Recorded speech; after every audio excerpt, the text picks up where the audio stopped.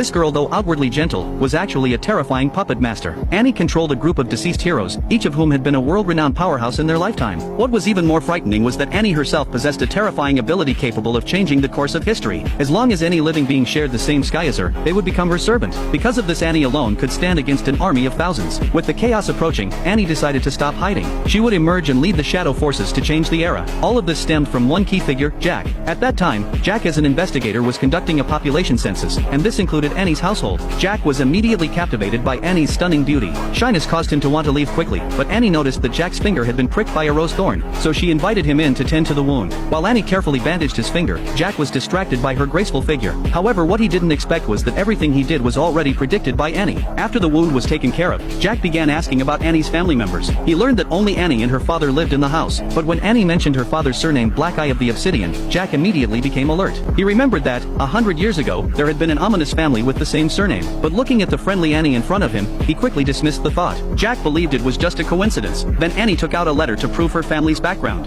She earnestly asked Jack to deliver it to the Lord. However, when the Lord saw that the letter was blank, he immediately realized the gravity of the situation. The Lord recalled that the Black Eye of the Obsidian had once been a great family, but had turned into blood demons centuries ago. It was rumored that blood demons could spread their pathogens through wounds and mucous membranes, and the infected would become puppets controlled by the blood demons. After a blood test, the Lord discovered that Jack had already been infected.